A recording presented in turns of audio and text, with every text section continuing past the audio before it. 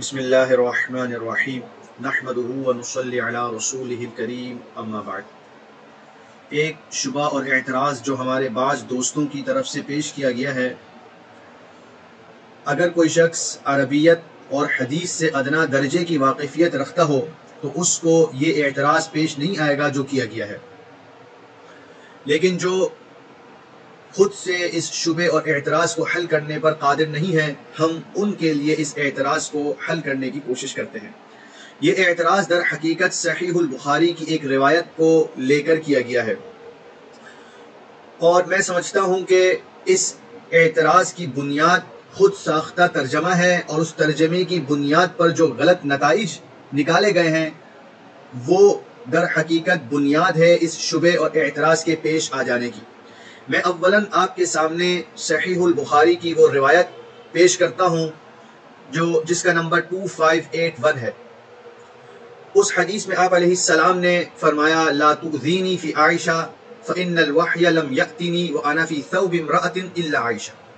میں آپ کے سامنے اس حدیث کا وہ ترجمہ اور وہ مفہوم پیش کرتا ہوں جو ہمارے بعض دوستوں نے کیا، اور پھر اس ترجمے کی وجہ سے ان کو شبہ پیش آیا۔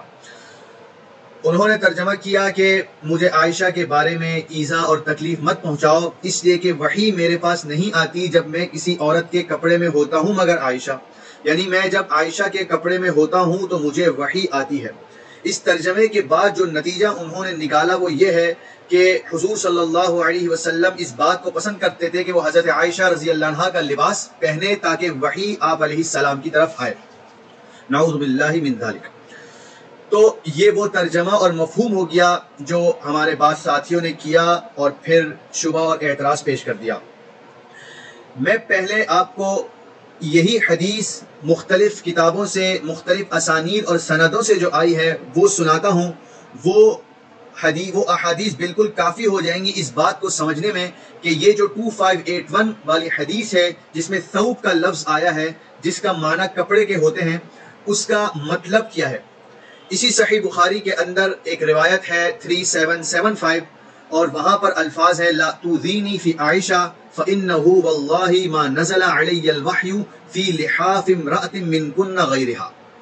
مجھے عائشہ کے بارے میں ایذا مت دو، اس لیے کہ اللہ کی قسم میرے اوپر وحی نہیں آتی جب میں کسی عورت کے لحاف میں ہوتا ہوں مگر عائشہ، یعنی عائشہ کے لحاف میں جب میں ہوتا ہوں تو اس وقت بھی مجھ پر وحی آ جاتی ہے۔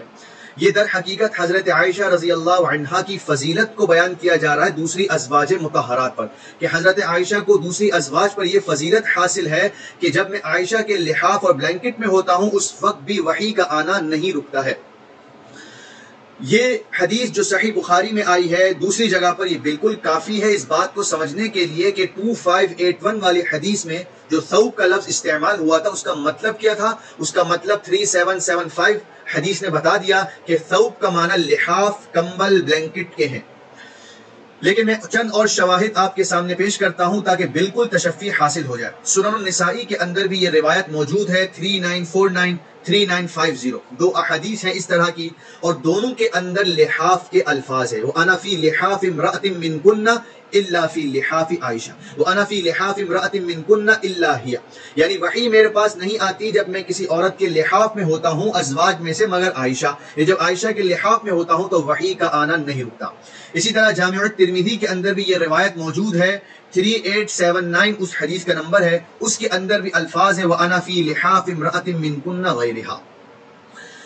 اسی طرح ابو یعلا اپنی مسند کے اندر ایک حدیث نقل کرتے ہیں کہ حضرت عائشہ رضی اللہ عنہا فرماتی ہیں اعطیت 9، مجھے 9 خوبیاں دی گئی جو دیگر ازواج کو نہیں دی گئی۔ اس میں وہ ایک خوبی نقل کرتی ہیں کہ آپ علیہ السلام پر وحی آ جایا کرتی تھی وَأَنَا مَعَهُ فِي لِحَافِهِ، جبکہ میں آپ کے ساتھ لحاف میں ہوتی تھی۔ اسی طرح کی ایک روایت مستدرک للحاکم کے اندر بھی موجود ہے جو یہی بتاتی ہے جو میں نے بیان کیا۔ اب یہ تو روایات تھی جو بتاتی ہے کہ وحی کا آنا نہیں رکا لحاف کے اندر بھی۔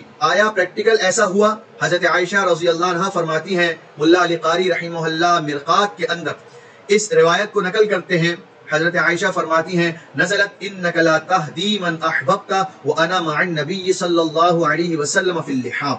یہ جو آیت ہے سورۃ القصص کی انک لا تہدی من احببت، یہ اس وقت نازل ہوئی جب میں آپ علیہ السلام کے ساتھ لحاف میں موجود تھی۔ تو یہ تمام کی تمام روایات بالکل واضح کر دیتی ہیں کہ 2581 میں جو ثوب کا لفظ استعمال ہوا ہے اس ثوب کے لفظ سے کیا مراد تھا، تو یہ دیگر تمام روایات بتاتی ہیں کہ ثوب سے مراد لحاف تھا۔ اب ہمارے دوستوں نے جو ترجمہ کیا ہے اس سے ایک اور خرابی بھی لازم آتی ہے، جو یہ کہہ رہے ہیں اس سے یہ خرابی لازم آتی ہے کہ اس صورت میں مردوں کی عورتوں کی مشابہت اختیار کرنا لازم آتا ہے، اور آپ صلی اللہ علیہ وسلم نے ایسے شخص پر لعنت کی ہے جو عورتوں کی مشابہت اختیار کرتا ہے۔ صحیح البخاری کی روایت ہے 5885، لعن رسول اللہ صلی اللہ علیہ وسلم المتشبہین من الرجال بالنساء، رسول اللہ صلی اللہ علیہ وسلم نے ایسے مردوں پر لعنت کی ہے جو عورتوں کی مشابہت اختیار کرتے ہیں۔ تو یہ وہ احادیث اور یہ حدیث بالکل واضح کر دیتی ہے کہ ہمارے دوستوں کا کیا ہوا ترجمہ خود ساختہ ہے، اور جو نتیجہ انہوں نے اس ترجمے سے نکالا ہے وہ بالکل غلط، بے بنیاد، باطل ہے۔ لیکن ایک سوال بہرحال رہ جاتا ہے کہ اگر یہاں لحاف کمبل ہی مراد ہے تو پھر 2581 کے اندر ثوب کا لفظ کیوں استعمال کیا گیا؟ تو میں نے ابتدا میں کہا تھا کہ جو شخص عربیت سے واقفیت رکھتا ہوگا اس کو ثوب کے لفظ کو دیکھ کر بالکل یہ شبہ پیش نہیں آئے گا۔ وجہ کیا ہے؟ آپ اگر عربی ڈکشنریز کو دیکھیں گے تو وہاں ثوب کے معنی دیکھ لیں، معجم العرب کے اندر جہاں ثوب کا معنی کپڑا لکھا گیا ہے وہاں ثوب کا معنی یہ بھی لکھا گیا ما یلبس لیغطی الجسد او جزءا منه، کہ ثوب اس چیز کو کہتے ہیں جس کو پہنا جائے تاکہ وہ مکمل جسم کو چھپا دے یا اس کے کسی حصے کو۔ لہذا ثوب کے اندر جس طرح یہ بات داخل ہے کہ وہ جسم کے بعض حصے کو چھپاتا ہے، اسی طرح ثوب کا ایک معنی یہ بھی ہے کہ وہ پورے جسم کو چھپا دینے والی چیز ہو۔ اور جب آپ لحاف کو دیکھیں گے، جب آپ بلینکٹ کو دیکھیں گے تو وہ اسی طرح ہوتا ہے، وہ پورے انسانی جسم کو چھپا دیتا ہے۔ اسی طرح ثوب کا ایک معنی لکھا گیا لفۃ کاملۃ من القماش مختلفۃ المقدار، مختلف سائز کا وہ کپڑا جو پوری طرح انسان کو اپنے احاطے میں لے لے، لپیٹ لے، اور یہ بات صادق نہیں آتی ہے مگر لحاف اور کمبل پر۔ لہٰذا احادیث بھی اس ترجمے کا انکار کرتی ہے جو ہمارے دوستوں نے کیا، اور لغت عرب بھی انکار کرتی ہے اس مفاہیم، اس مطالب کا جو ہمارے دوستوں نے کیا۔ میں سمجھتا ہوں کہ اگر حقیقتاً سمجھنا ہی مقصود تھا تو یہ بات بالکل کافی ہوگی اس بات کو سمجھنے کے لیے کہ ثوب سے مراد لباس نہیں ہے بلکہ ثوب سے مراد لحاف ہے۔ میں اسی پر اکتفا کرتا ہوں۔ وآخر دعوانا ان الحمد للہ رب العالمین۔